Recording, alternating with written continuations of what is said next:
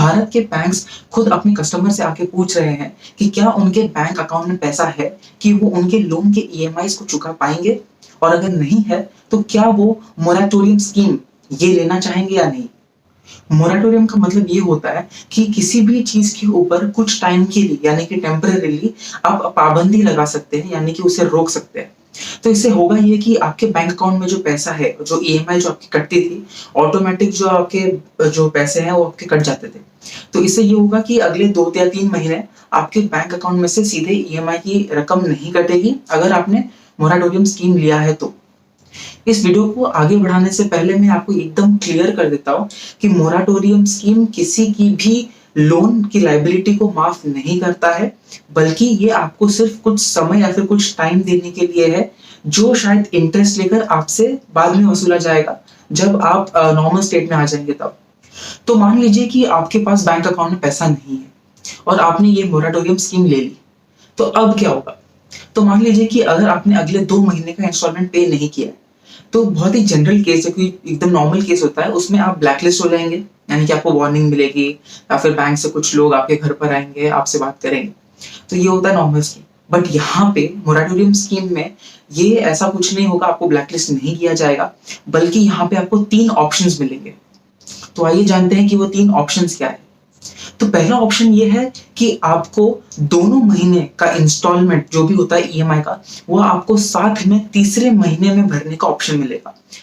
तो जैसे मान लीजिए कि आपने अप्रैल और मई में जो ईएमआई होती है, जो उसका इंस्टॉलमेंट होता है, वो नहीं भरा, तो अब ये होगा कि आपको अप्रैल और मई का जो भी इंस्टॉलमेंट होता है वो दोनों मिला के तीसरे महीने यानी कि जून में आपको भरने का मौका मिलेगा। दूसरा ऑप्शन आपको ये मिलेगा कि आपका जितना भी इंटरेस्ट होता है, यानी कि जो आपका 2 महीने का जो इंस्टॉलमेंट है, उसके ऊपर जो भी आपका इंटरेस्ट होता है, एक्सेस जो वो बैंक के ऊपर वेरी करता है कि वो क्या इंटरेस्ट लगाते हैं। तो जो भी आपका इंटरेस्ट होता है उसे वो आगे की ईएमआईज में डाल देंगे और एडजस्ट कर लेंगे। तो इसमें बेसिकली आपका जो भी टोटल जो ईएमआई है, जो भी इंस्टॉलमेंट्स है, उसमें आपको 1.5 से लेकर 2% तक का रेज देखने मिलेगा ओवरऑल। तो ऑप्शन 2 में बेसिकली आपकी रकम बढ़ाई जाती है, यानी कि आपसे बाद में ज्यादा पैसे लिए जाएंगे। और लास्ट में तीसरा ऑप्शन, इस ऑप्शन में आपका ईएमआई और आपकी रकम को सेम रखा जाएगा, उसमें कोई बदलाव नहीं होगा, बल्कि वो बाद में टाइम एक्सटेंड कर देंगे, यानी कि आपका जो भी इंस्टॉलमेंट का जो पीरियड है, आप वो उसे एक्सटेंड कर देंगे। तो इसमें बेसिकली आपको 6 से 10 महीने का एक्सटेंशन देखने को मिलेगा।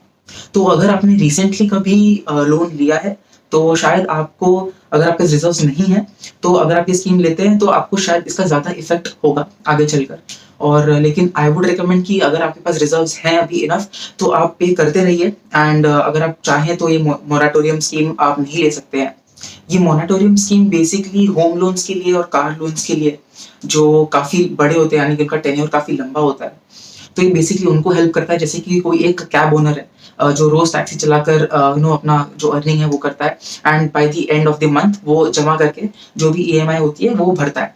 तो ये बेसिकली स्कीम उनके लिए है जिन्होंने गाड़ी ऑलरेडी ले रखी है and car loan already apply कर लिया है उसके लिए।